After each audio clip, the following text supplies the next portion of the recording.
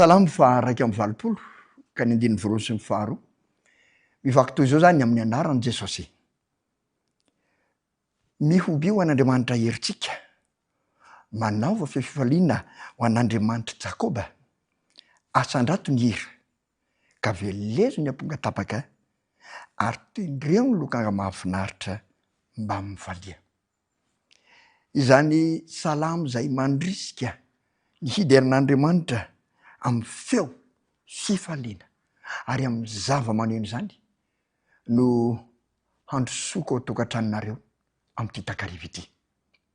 Mandroso mitondra ny fifaliana, mitondra ny haravona avy aty am-po, satria nahazo taona vaovao isika.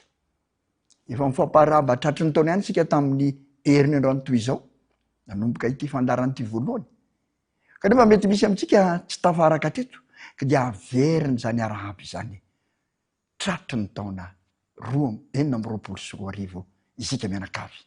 Noho ny fahasoavany, noho ny fitiavany, noho ny fiarovany, noho ny fitantanany, noho ny fidirany antsehatra tamin'ny zavatra rehetra, dia nahazo izany tombotso sarobidy izany sika, ary afaka mbola miaina midera sy mamifinaritra atsika. Ka disorantsika Andriamanitra ny amin'izany rehetra izany.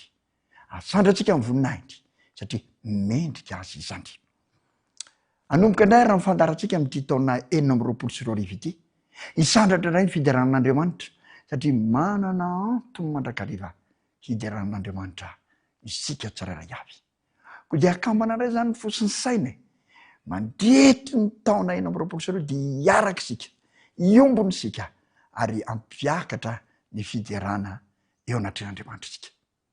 Amin'ny alalan'ny hira moa mahazava ho azy no hanatanterantsika an'izany, amin'ny alalan'ireo vahiny zay asaina miaraka amintsika hiderin'Andriamanitra amin'ny zava-kanto tahaka ny hira, izany manatanterantsika azy. Koa tsy ady mahita fifaliana zany sika no manambatra ny fiderana asandratra eo amin'Andriamanitra.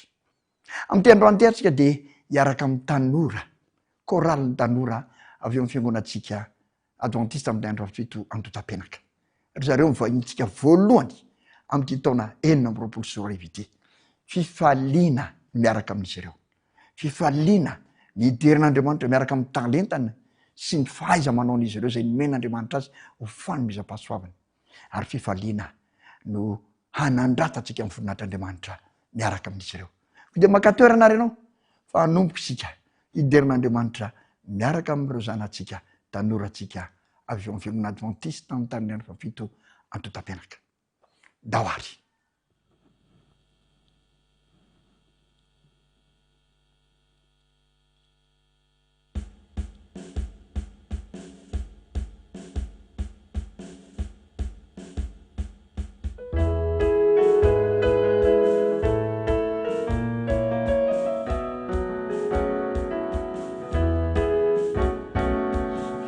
Missionai tu cuore n'amore, sarete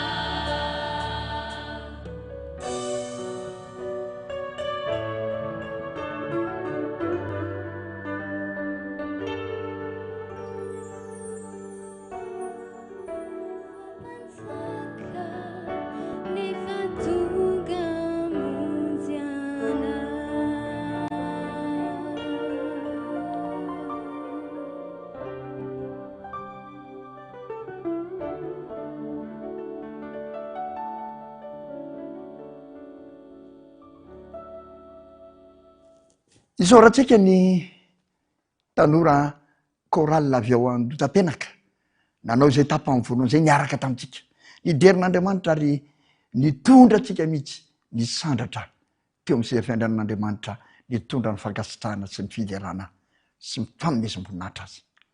Averatsika akaina kely izy ireo efa mahazatra atsika raha teo zany de andeha andray ny tenin'Andriamanitra sika ao anatin'ny fotoana fohy hamporisika atsika ho mpiderin'Andriamanitra.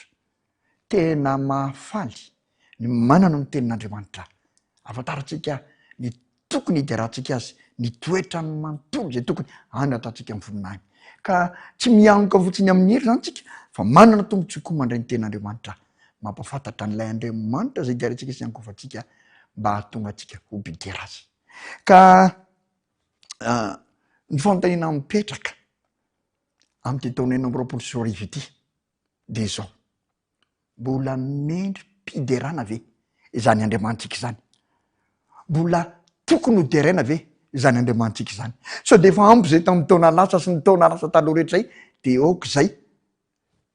Mbola mendrika ve ho tohizana ny fiderana azy? Ao amin'ny Baiboly tokoa de ohatra misy teny maneso ny amin'ny fiarahana amin'io Andriamanitsika io. Ao amin'ny Salamo 220 ka ny 9 de misy an'izao teny izao izay otrany maneso mihitsy. Andenga ovakitsika Salamo 220 ka ny 9 mivaky toy izao amin'ny anaran'i Jesosy: ankino amin'i Jehova de aoka izy hamonjy azy, eny aoka izy hanafaka azy raha mankasitraka azy izy. Le hoe ankino amin'i Jehova de misy ray kely io de ery ambany ery de zao mihitsy ny tena dikany sy tena heviny. Tsy hoe ankino amin'i Jehova zany fa zao no tena izy hoe efa niankina tamin'i Jehova izy de zao aoka izy no hamonjy azy, eny aoka izy no hanafaka azy raha mankasitraka azy izy. Io teny io zay ohatrany maneso efa niankina tamin'i Jehova izy de aloha izy no hamonjy azy amin'io zavatra mahazo azy io. Nataon'ireo mpisoronareo mpanoratany reo rehetra nanenjika an' Jesosy nanombo azy teo amin'ny hazo-fijaliana. Io mihitsy no tenin'ny raisiny, ny tenin'ny raisiny nety nanarabiana an' Jesosy ao amin'ny Matthieu 7:20. Io Salamo 220 io mihitsy. Ka ndraindray tokoa mety mipetraka amin'ny fanjana mbola mendrika hoderaina ve zany Andriamanitra zany e? Ty betsaka ny ora manao hoe miankina amin'Andriamanitra de aloha izy no hamonjy azy. Zao no valim-panontaniana zay mihaino soratra masina. Isaia 9:2. Isaia 9:2 ka ny 9 de zao no lazain'ny soratra masina: matoky an Jehova mandrakizay, fa Jehova tompony ho vatolampy mandrakizay.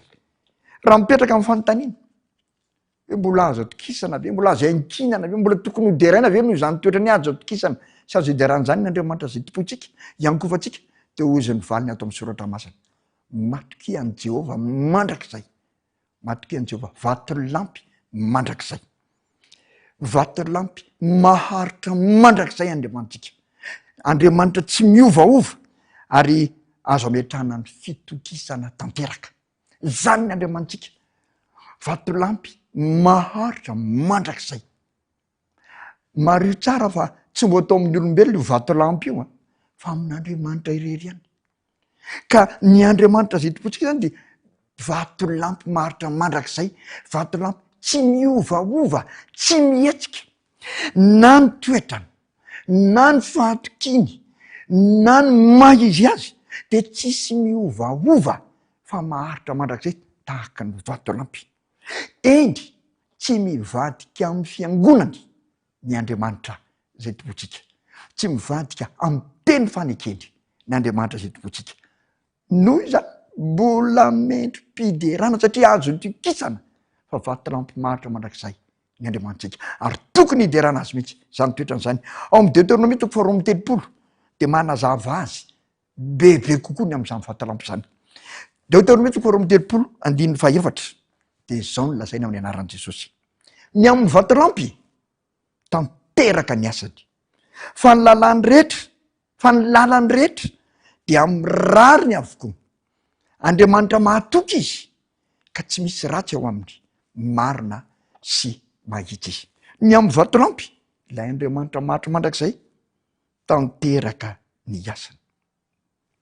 voalohany tsy hoe maharitra mandrakizay fotsiny izy zay tokony hiderana azy fa tokony hiderana azy koa fa ity vatolampy maharitra mandrakizay ty de tanteraka ny asa zay ataony, tsy mamela ny asany tsy ho vita mihitsy na tsy ho lavorary mihitsy Andriamanitra, ary manatanteraka ny drafo famonjena hatramin'ny farany Andriamanitra.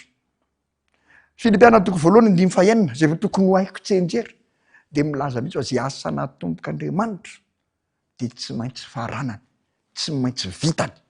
Noho izany tanteraka ny asan'Andriamanitra ary izany no tokony hideratsika azy, mendrika hideraina ary mbola mendrika hideraina mandrakizay satria tanteraka ny asany. Faharoa, ny lalany rehetra dia amin'ny rariny avokoa, rariny zany ny lalan'Andriamanitra rehetra, na ino na tsy ino izao tontolo izao, raro ny lalan'Andriamanitra rehetra, mifanaraka amin'ny toetrany marina ny maizy an'Andriamanitra amin'ny fifandraisany amin'ny hafa, mifanaraka tsara ary tsy misy tsiny mihitsy ny fanapa-kevitr'Andriamanitra rehetra, tsy misy tsiny, tsy misy tsiny ny lalan'Andriamanitra rehetra, ny lalan'Andriamanitra rehetra de zao tsy misy tsiny fa rariny avokoa. Zany no Andriamanitra zay ankofantsika, zany le vatolampy maharitra mandrakizay, rariny avokoa ny lalany rehetra ary zany no tokony hijeratsika azy. Isaia 1:20 ka ny 5:20, Isaia 1:20 ka ny 5:20 de misy zao teny zao amin'ny anaran'i Jesosy: fa izao Jehova de tia ny rariny, izany ny toetrany, tena tia ny rariny ny Andriamanitsika ary ny fanapahan-keviny rehetra de ara-drariny avokoa. Zany no tokony hideratsika azy. Manaraka, Andriamanitra mahatoky izy ka tsy misy ratsy ao aminy, tsy misy ratsy, tsy afaka manao ratsy mihitsy ny Andriamanitra zay ankofantsika sy deraitsika. Vatolampy maharitra mandrakizay tsy afaka manao ratsy, tsy mamitaka na iza ny Andriamanitsika ary tsy manan-kilema na ara-morary na ara-etika ny Andriamanitsika, fa Andriamanitra mahatoky ary tsy misy ratsy ao aminy. Rariny raha midera azy sika, marina sy mahitsy ny Andriamanitsika. Ko raha mipetraka ary ny fanontaniana hoe mbola azo atokisana sy ankinana ary mendrika hideraina ve ny Andriamanitsika, de mazava ho azy, endry ny valiny, endry tsy misy fisalasalana, endry azo antoka mihitsy, mendrika hideraina n'Andriamanitsika ary mbola mendrika ny hitokisana sy anteherana. Koa manasanao mbola ampitombo indray ny fideranao an'Andriamanitra am'ty taona ty, ary tsy am'izao fandaran'izao ihany fa amin'ny fiainanao isan'andro mihitsy ho feno fiderana azy, satria izany no Andriamanitsika, lay Andriamanitra vatolampy maharitra mandrakizay, tsy miova omaly anio ary mandrakizay. Manasanao ary aho andao iray indray isika isaky ny fandarana tak'izao hideran'ny tompontsika anome voninahitra lay Andriamanitra vatolampy maharitra mandrakizay. Amen. Ary misaotra anao miaraka aminay mandrakariva, andeha indray ary isika antsoitsika reto tanora ao amin'ny fiangonantsika avy ao Andotam-penaka hiditra amin'ny tapany faharoa am'izao fiarahantsika izao, hanandrana ny fiderana amin'ny hira zay efa nomanina izy ireo hanatanteran'izany. Ndao ary.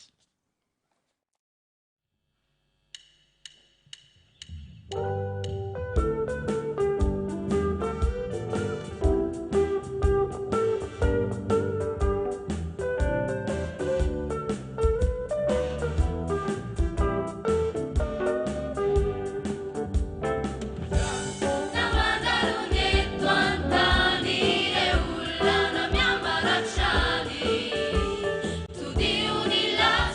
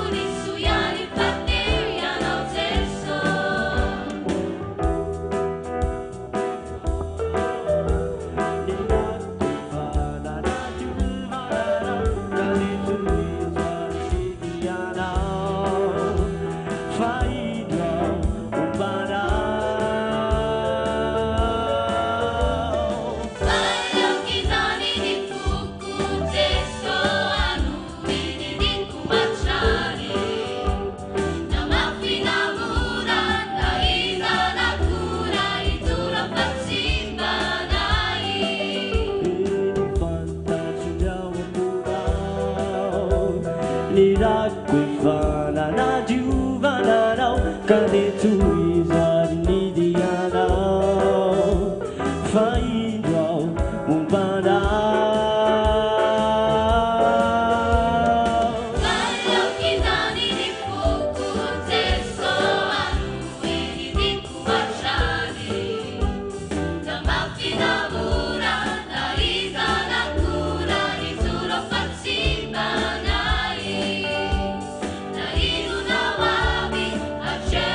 Tanya